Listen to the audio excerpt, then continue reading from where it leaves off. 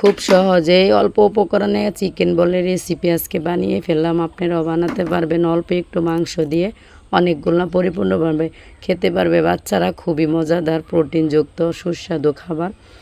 Hotel থেকে restaurant থেকে এত দাম দিয়ে কিনে না এনে অল্প একটু মাংস দিয়ে যে এত তাড়াতাড়ি এত সুন্দর মজাদার চিকেন বল সহজে বানানো যায়। আমি বানিয়ে আজকে বাচ্চাদেরকে খাওয়ালাম।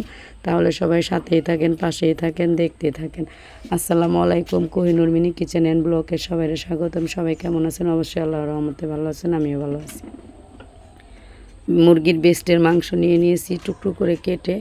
এখন এই তো দেখেন মুরগির ব্রেস্টের মাংসগুলো এখন আমি সুন্দর করে ধুয়ে পিস পিস করে কেটে নিয়ে তারপরে এগুলো আমি ব্লেন্ডার করে নিব। একটা মুরগিতে দুইটা ব্রেস্ট থাকে, মানে বুকের মাংস থাকে। আমি দুইটা মাংস এনেছি, ঘরে আমার ফ্যামিলি মেম্বারও বেশি, শ্বশুর শাশুড়ি, দুইটা সন্তান আছে, আমরা দুইজন আছি। সবাই তো কম বেশি একটা বানালে খেতে মন চায়, আমরাও খাবো। আর মাংসগুলো ধুয়ে সুন্দর করে রেডি করে নিলাম। এখন এগুলো আমি পিস পিস করে কেটে নিব। বন্ধুরা বা আপুরা, আমি কিন্তু চাকু দিয়ে কিছু কাটতে পারি না, আমি যে কোনো কাটাকাটি বটি দিয়েই করি। আমি অতটা ইজিভাবে চাকু দিয়ে কোনো কিছুই করতে পারি না, এটা আমি পারি না, সেই জন্য সব কিছু আমি বটি দিয়েই করি। মুরগির মাংসগুলো কেটে নেওয়া হয়ে গেছে। এখন আবারও ধুয়ে সুন্দর করে আমি ব্লেন্ডারের জারে দিয়ে দিলাম কয়টা বিলাতি, ধনে পাতা, পেঁয়াজ কুচিও দিয়ে দিলাম অনেকগুলা, কয়েক কোয়া রসুন দিয়ে দিলাম 4টা কাঁচামরিচ, এক টুকরা আদা চিকন চিকন করে কেটে দিয়ে দিলাম দারুচিনির গুঁড়া, এলাচের গুঁড়া, এগুলো আমার গুঁড়া করা ছিল, টেস্টিং সল্ট, আর দিয়ে দিলাম গোলমরিচ।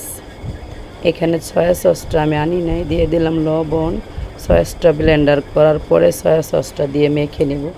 জিরার গুঁড়া দিয়ে দিলাম হালকা ধনিয়ার গুঁড়া। এখন আমি এখানে লাল মরিচ মানে গুঁড়া মরিচটা দিব না। এখন দিয়ে দিলাম কর্নফ্লাওয়ার, 2 টেবিল চামচের মতো কর্নফ্লাওয়ার দিয়ে দিলাম। আর দিয়ে দিব এই 10 টাকা 20 টাকা না 10 টাকা দামের ব্রেড মানে রুটি। আমি 2 পিস মোটা মোটা রুটি টুকরো করে কেটে ছিঁড়ে এইখানে দিয়ে দিলাম, বাইন্ডিং ভালো আসবে। তারপরে এটা আমি ব্লেন্ডার করে নিব সুন্দর করে। এখন আমি ব্লেন্ডার করে নিয়ে আসছি। এই তো দেখেন, এখন আমি নর্মাল ফ্রিজে 10 মিনিটের জন্য রেখে দিয়েছিলাম। ব্লেন্ডার করে ফিরে আসলাম সন্ধ্যার সময়। এই তো দেখেন, আমি এখন সয়া সস দিতে ভুলে গেছিলাম ব্লেন্ডারের সময়। এখন আমি সেটা দিয়ে একটু হাত দিয়ে সুন্দর করে মিক্স করে নিলাম। এখন আমি 2 হাতে তেল মেখে আমি সুন্দর সুন্দর ছোট ছোট যার যার পছন্দ অনুযায়ী বল বানিয়ে নিব, মার্বেলের মতো। তেল মেখে নিয়েছি, 2 হাত সুন্দর করে ধুয়ে। এখন এই তো দেখেন আমি বলগুলা বানিয়ে নিব। এটা যার যার পছন্দ মতো সাইজ দেওয়া যায়, আমি আমার মতো দিব। যদি আপনারা কেউ নর্মালভাবে এরকম ঘরোয়া পদ্ধতি বানাতে চান, তাহলে আপনাদের মতন করে বলের সাইজটা বানিয়ে নেবেন। এভাবে আমি অনেকগুলো বল বানিয়ে নিব।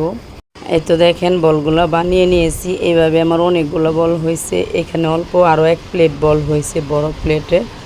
এইগুলো আর কিছু করা লাগবে না। চুলায় আমি এখন পানি দিয়ে দিয়েছি আগেই ফোটার জন্য। সেই পানির মধ্যে, ফুটন্ত পানির মধ্যে এগুলো আমি দিয়ে সিদ্ধ করে নিব। এগুলো আমি সাধারণত জানি যে চিকেন বল সবাই বানাতে পারে, সিদ্ধ করে নেয়। এই তো দেখেন, এই যে আরও 1 প্লেট হয়েছে। একটা কিন্তু বড় প্লেট, 1 প্লেট। আমার 2 পিস মুরগির মাংস, ছোট সাইজের মুরগির মাংসে আমার এতগুলো বল হয়েছে, পুরো ফ্যামিলি মেম্বারে মন ভরে খাওয়া যাবে। এদিক দিয়ে আমার চুলায় পানিটাও ফুটে উঠছে। ঢাকনা দিয়ে আমি চুলায় পানি দিয়ে দিয়েছিলাম। এই তো দেখেন, এখন এই ফুটন্ত পানিতে আমি একটু তেল দিয়ে দিলাম, রান্নার তেল মানে সয়াবিন তেল। এখন এই তেলের মধ্যে একটা একটা করে বলগুলো আমি দিয়ে দিব। একটা একটা করে প্রথম দিলাম, পরে আমি সবগুলা বলি প্লেট ধরে ঢেলে দিব, সমস্যা হয় না। এই তো দেখেন বলগুলা সেট হয়ে গেছে। নর্মাল ফ্রিজে আগেই ব্লেন্ডার করে রেখে দিয়েছিলাম। এখন আমি ঢাকনা দিয়ে সিদ্ধ করে নিব। টাইম কোনো দিব না, কারণ আমার যতক্ষণ সিদ্ধ হতে সময় লাগে আমি ঠিক ততক্ষণই এগুলো গরম পানিতে সিদ্ধ করে নেব ঢাকনা দিয়ে। এখন আমার বলগুলো হয়ে গেছে। এখন আমি ছেঁকনি দিয়ে ছেঁকে উঠিয়ে নিয়েছি। দেখেন আমার 1 বল হয়েছে, মানে 1 বাটি হয়েছে। রাত্রের বেলা করছি, কারেন্ট চলে গেছিলো, বিরক্ত হয়ে গেছিলাম। অফ ক্যামেরায় আমি রুটিগুলোও হালকা ছেঁকে নিয়েছি। এইগুলোও হালকা তেল দিয়ে ফ্রাই প্যানে ভেজে নিয়েছি, হালকা শ্যালো ফ্রাই যেটাকে বলে। তারপর আমার ছেলে কাটিতে এরকম করে সাজিয়ে নিয়েছে।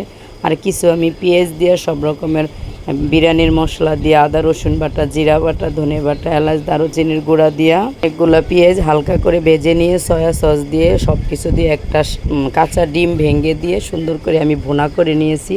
কারেন্ট ছিল না, সরি, আপনাদের কাছে দুঃখিত, আমি দেখাতে পারিনি। আর সাথে ওই রুটি খেতে কিন্তু খুবই মজার ছিল, অসম্ভব মজা হয়েছিল।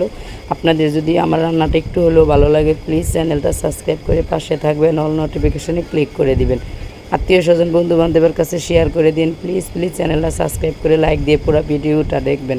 আজকে এই পর্যন্তই, দেখা হবে পরের ভিডিওতে। আসসালামু আলাইকুম, আল্লাহ হাফেজ।